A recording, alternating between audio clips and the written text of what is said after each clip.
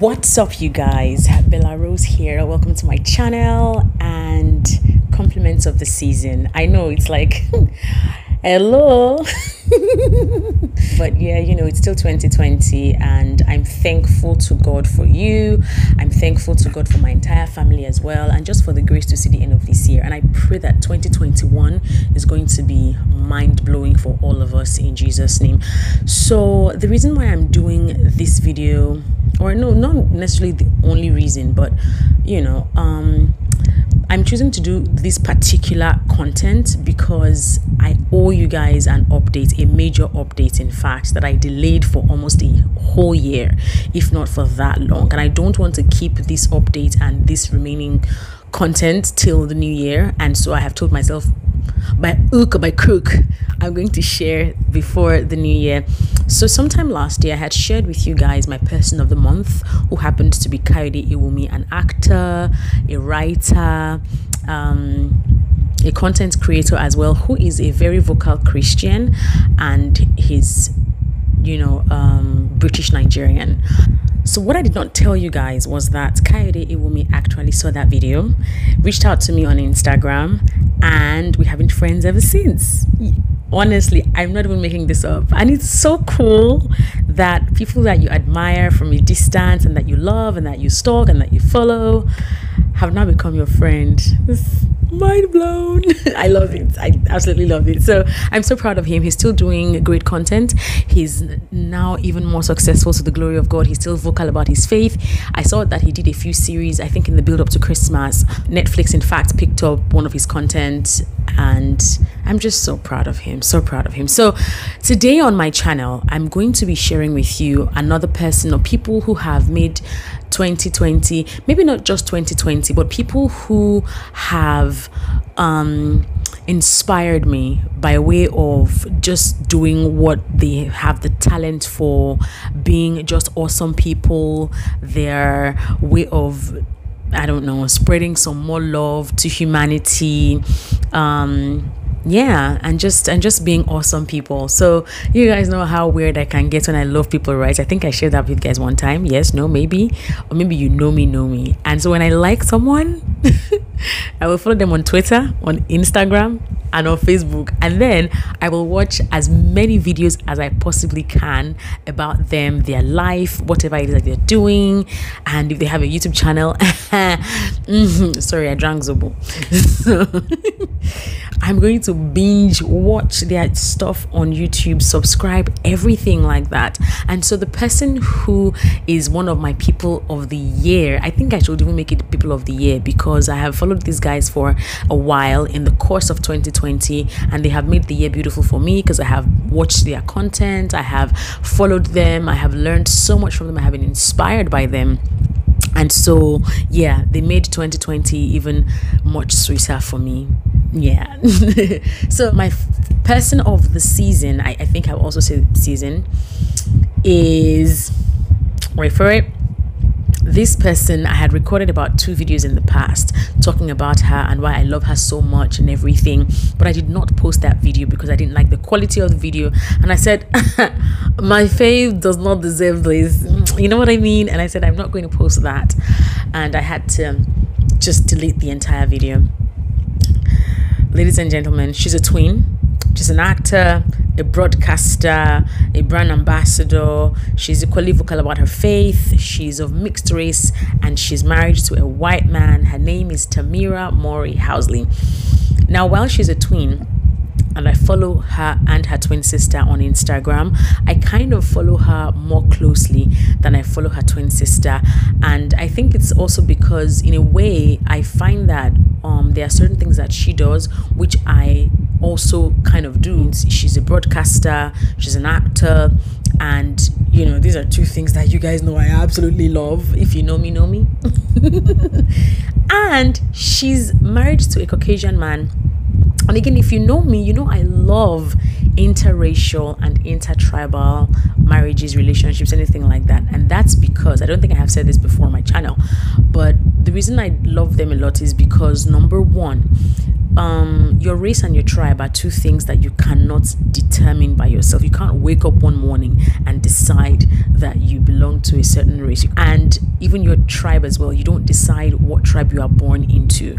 And so when people look beyond these two things and still are friends, or even go as far as getting married, you know, for me it's like these are two people who don't know the first or last thing about each other's culture, and they have chosen, you know what, we're going to let love rule. For me, it just tells me that humanity is beautiful, and that's also one more way to show love. You know, I rate people very highly when I see them doing stuff like that. I'm not even joking right now. So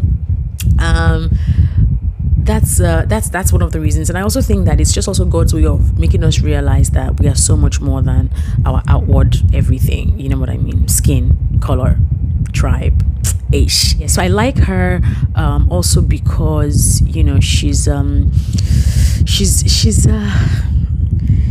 sweet, you guys. Like I feel sometimes like I know her so well. My sister and I loved her and her sister. We still do.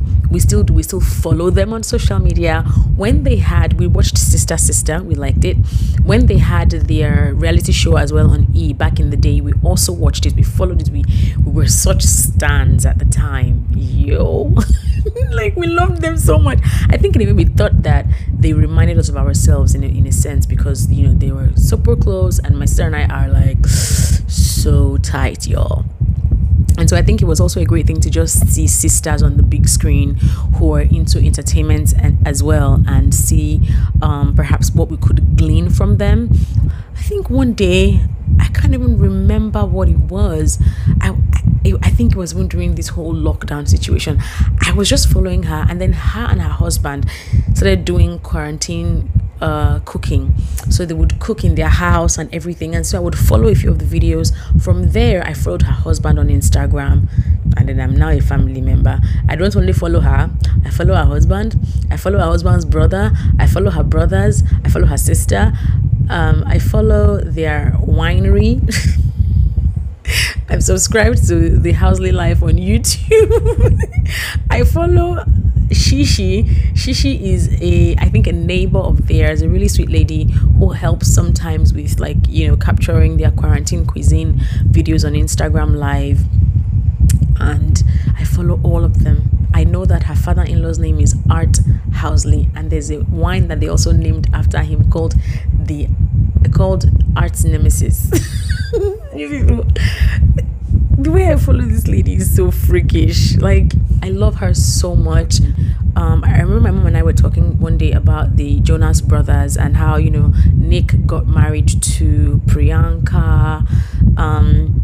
My mom was like, you know, they must have such amazing parents for their parents to not have any issues with, you know, a Caucasian boy getting married to an Indian woman and going all the way to India to celebrate all of that. And she's like, that's so beautiful. And of course, my parents are awesome like that as well. And I was like, I know. And I'm like, do you know that Tamera's husband is white and that? And she's like, oh really? And I'm like, yeah. And his own brother, because I know there's just two of them, I know Adam has just one brother, and that Adam's brother is married to a Filipino. My mom was like, are you serious? I'm like, yeah, totally. So what I feel about families like that, if one is from that kind of a family, and this is a highly personal thing, this is what I, BellaRose, feel. When you find a family that has that much diversity, where there's a, you know, I guess mixed, you know, woman as their son's wife, and one who is of a completely different race entirely as that, you know, as a daughter-in-law as well. I personally feel like that kind of a family will not be racist, and this is a BellaRose thing. Same thing applies to a family where you have a son-in-law who is Yoruba, a son-in-law who is Igbo, a son-in-law who is Calabar. They will most likely not be tribalistic, and that is what I feel, because people who are able to quote unquote stomach having multiple cultures like that, I feel like those are the true humans. But that's just what I feel. All right, another reason why I really like Tamera is because she's so assertive. I like how when she was on the reel, she was able to get her points across very confidently. For me, it was major because I'm a broadcaster, and sometimes you get tongue-tied. But you know, the way she's able to express herself, sometimes I'm like, bro, so admirable, so admirable. And I liked the fact that she did not try to hide the Jesus side of her and like her faith even while she was on the show, which honestly is one of the reasons why I really liked The Real as well, because they allowed for their presenters to talk about Jesus. The other day I watched an old episode where they were doing like a praise break, and you know, Tamera was like hallelujah or something like that. It was so beautiful, and I liked that. Was one of the reasons why I liked The Real. That's why I'm also subscribed to Adrian's YouTube channel. Okay, moving on. On the show, she was really cool. I liked her views a lot. One other thing I saw about her was that she the way she wants to discipline her children is that she would talk to them and she will beat them, and I'm just like, chop knuckle on that. You know, that's also how like I personally want to train my children, where I know that there are certain things that you've got to. Again, it's the personality of the child. I was beaten when I was younger, so, and I'm thankful to God for it. Some people say it's child abuse, but that's not why we are doing this video. But anyway, that I like her for that. Her husband is also someone who is a broadcaster as well, and he is incredibly supportive of her. I love how they also relate. You can tell they have a fantastic relationship when you watch their videos. And you know, again, this is highly a BellaRose thing. When I watch their videos, I'm sensing, oh, these are actual friends. They don't agree on everything, which is another thing that I like as well. You can't possibly agree on everything with someone, right? Your values have to be the same. You have to believe in the same things, but your opinions on certain things may not be the same, which I see. And I love how they just are able to, you know, you can tell that they're friends. Like, I beg. What I feel about, she doesn't say I beg, but paraphrase, she's like, what I feel about this thing is this and that and this and that, and it's like, nah, nope. And it's great to see that. You don't want to see only the mushy sides of their relationship, and you can tell that these are two people who have also known each other for a very long time. Beyond just being friends, they have also known each other for a very long time, or they have come to really understand each other. And these are some of the things I'm picking. It is like, okay, when I get married, okay. The way I also see her relationship with her husband is, her husband is very vocal about his political views on social media. He's gotten dragged for it for a very long time, and the way I see it, it's like, it's amazing to see that someone can love someone beyond certain things. I don't know if that makes sense, and I don't want to confuse anyone, but when I see him going on Twitter about certain things, exchanging views with people, I think to myself, what conversations are they having at home? You know, like, you know, will she sometimes be like, Adam, it's okay, don't tweet about anything anymore, and all of that. But again, it tells me that you can also like be your actual self even when you're married to someone, and not feel like you have to dumb down on who you really are. I don't know if that makes sense. Like, I like to see it, because if someone can be who they are with you there, I think it makes it even easier for you to want to be better for them. I don't know if that makes any sense, but like, sometimes I just think to myself, you know, it's great that we are seeing him be himself regardless, and it's not like he's trying to mask who he really is. But again, you can tell that even with the way he responds to people on social media, he's always like telling them peace and love, and he will block them. And also, it's not like he's abusing anyone, which I personally feel like, you know, that's the Tamera-ness in his life. Because she cannot insult people. Tamera does not strike me as somebody who has time or who would like to insult people. Sometimes when she even used certain words on The Real, she would be like, so no, what she means is, and it's so cute and so beautiful. So you can see the partnership in a way. I don't know if this makes any sense, but I hope that you understand. Yeah. And another thing I really love about Tamera and her husband is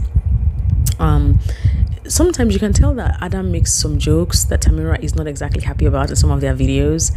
And for me, beyond the fact that sometimes she's able to quickly correct him, or maybe she may not even be able to correct him, because we are human beings, we're crying out loud.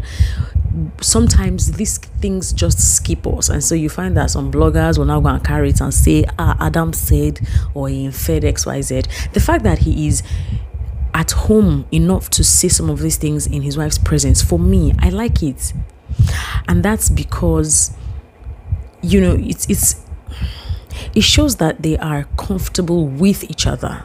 you know. So you cannot always say the right thing, the absolute right thing, you know, in the presence of your husband or your wife. That's what I think. And so when he makes some of these statements sometimes and people go ham on social media saying, oh, he's this and he's that, I'm just like, he will be acting if he's not doing any of that. I don't know if you know what I mean. You know, so it's great to see that he is comfortable enough to just be himself, and she is also that way, even, you know, with him as well. I love the relationship she has with her kids. It's really beautiful.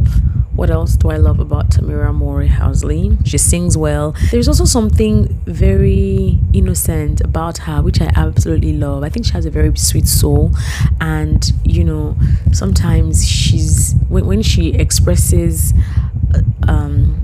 surprise at certain things, you know, you can tell that, yeah, that's an innocent one.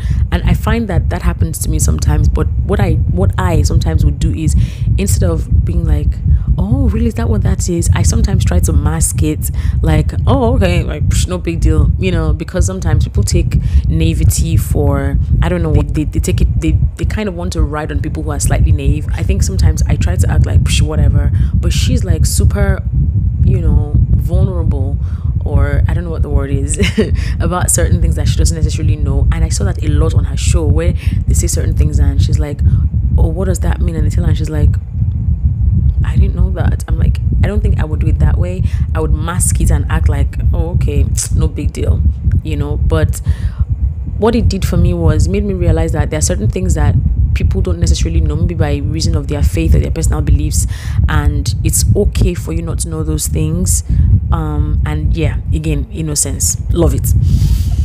Also, she had shared a few in some of the episodes on the reel. She would say certain things and then she would say, mom, what I said was, for me, that shows me, I like her for that, because it shows me that there is some kind of learning or tutoring that your mom would give you that will never leave you. And like, even in those moments, I saw my mom as well. I saw my mom, I saw my sister, I saw myself, where you are married, you have your own family, but see those things that your mom taught you, it's in your best interest not to let them go. And so I really love her for it, because it's like she's still holding on to these things, and you can tell that these are things that she would also pass on to her children. I'm here for it.